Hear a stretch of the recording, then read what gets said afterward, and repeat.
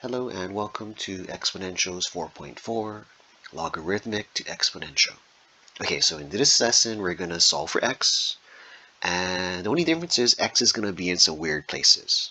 Yeah, but other than that, you'll see things that we've done before as far as working with logarithms and exponential functions, and yeah, hopefully it's actually not too bad. Okay, all right, so let's get started.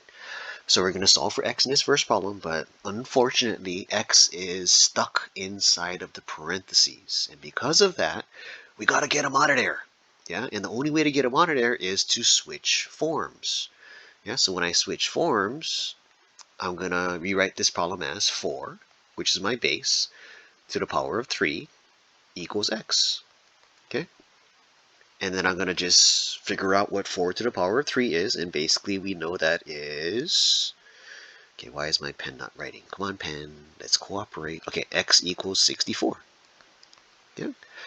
And one thing that we want to make sure we do, because we solved for x just now, and x is inside of the parentheses of a log, we want to make sure that whatever we put inside that parentheses is not going to be a 0, or is not going to turn into some kind of negative, because if it does, that's bad news. Okay?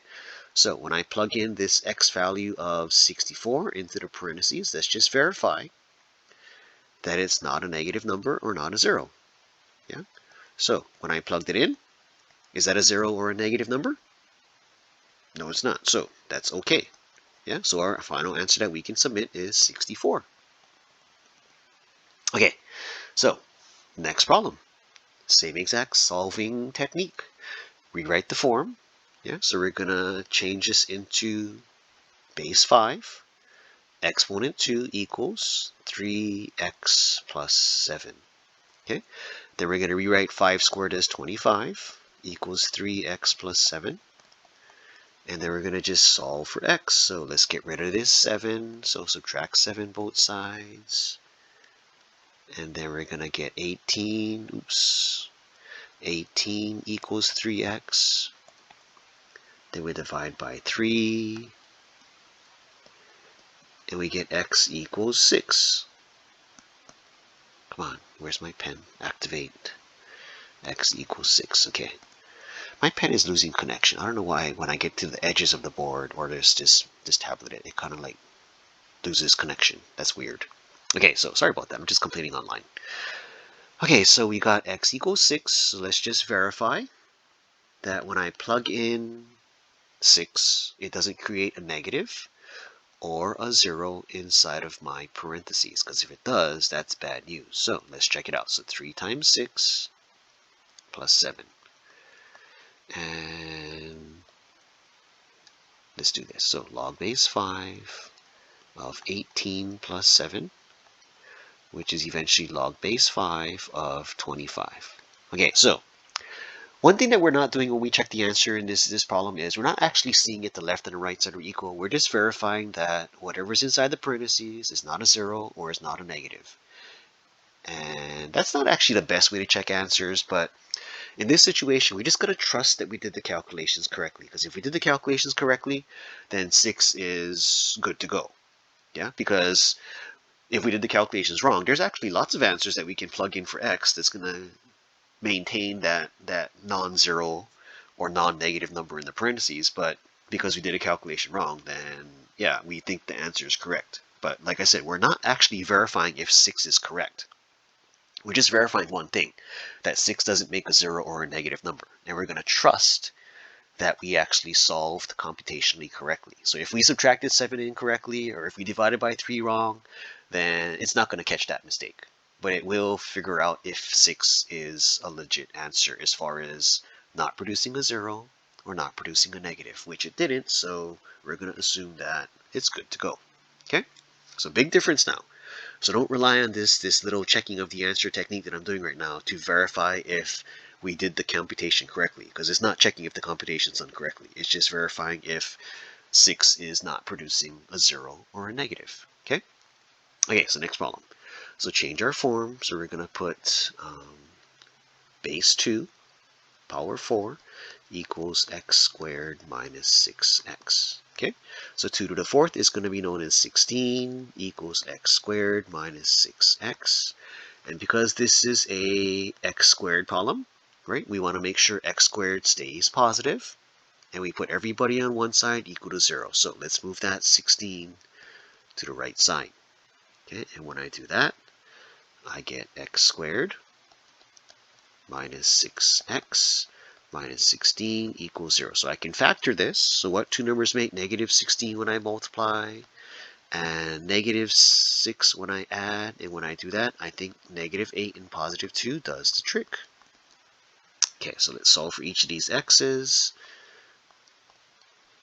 And when I solve for each of these x's, I get x equals 8 and x equals negative 2. So, like I said, when I do my little technique or my little way of checking answers, it's not checking if 8 and negative 2 are solved correctly.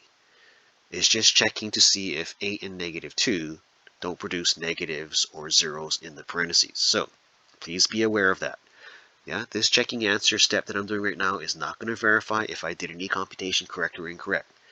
It's just going to verify if these answers are going to produce zeros or x's.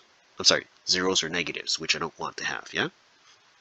Okay, so that's why when I actually check it in this step, I'm not even going to write the log base 2 and it equals 4. I'm just going to work on the parentheses to see if whatever I put in the parentheses makes a negative or a 0. So I got x squared or 8 squared minus 6 times 8. And that's going to be 64. Oops, where did my pen go? Come on, pen. Activate again. There you go. So 64 minus 48, which makes 16. Okay, so 16 is in the parentheses. That's not a negative. That's not a 0. So 8 looks to be good to go. Okay, so let's try negative 2, which is a scary one because it's a negative number, right? So there's a good chance it might actually produce a negative inside the parentheses. So let's check it out. So we got negative 2 squared minus 6 times negative 2. Okay, so negative 2 squared is 4, and then negative 6 times negative 2 is positive 12. And when I add that up, I get 16. Oh, yay! It's not a negative, it's not a 0, so therefore negative 2 is legit as well. Okay, so like I said though, checking the answer this way does not check or confirm if I did the computation right or wrong. It's just confirming if these guys make negatives or zeros, which they don't. So therefore, I can assume these guys are good to go if I trust my computation. Okay? All right, so let's move on to the next one. And I believe they're going to switch the location of where they want me to solve for. They're going to put the letter in a different spot. So last 3 problems, the letter I solved for was in the parentheses. Now it's going to be my base value. Okay, so base value 5, or sorry, base value b to the power of 5 equals 243. Okay, all right, and then you're going to do 5th root radical on both sides, so you can get this b to the 5th become just regular b, and you're going to do that to both sides. So left side, you're just going to get b, that's nice. And the right side, you're going to have to say to yourself, what number makes 243 when I multiply it 5 times? Yeah. And since you can use your calculator, then you're going to hopefully figure out that 5 3s does the trick. And because you know 5 3s can do it, then you can circle the 5 3s, which means they can go outside, and your answer is 3. Okay, do we have to check the answer this time? No, because your base value doesn't have any limitations.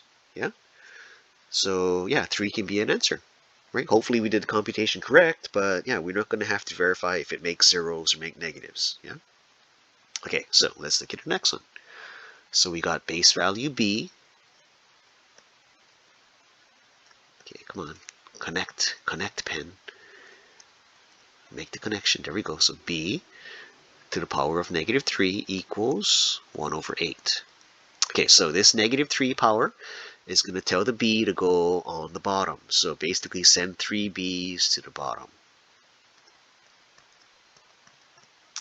And the cool thing about what I see here is, because these two fractions have the exact same top, I'm going to ignore the tops and just focus on the bottoms. And because they have the same exact things in the top, they both have 1s in the top, I'm just going to focus on b to the third equals 8. Yeah? And I'm going to ignore that they were in a fraction a little bit a while ago, like one step earlier. Because they both have the exact same 1 over on the left and on the right side, I'm going to ignore them. Just focus on the b to the third equals 8 part of the problem, and just solve for b now. So do cube root on both sides. And then when I do that, I get b equals, and cube root of 8, I'm going to rewrite the 8 as 2, 2, 2. And since I'm looking for 3 things that match perfectly, I can circle the 3 2's that match perfectly. And I get b equals 2. And there's my answer. Okay, so that concludes this lesson. Hopefully it made sense, right? All we did was we solved for a letter that's in a different place from what we usually had. Okay? So if you have questions, come see me, ask questions in class. But yeah, good luck on this assignment. All right, bye-bye.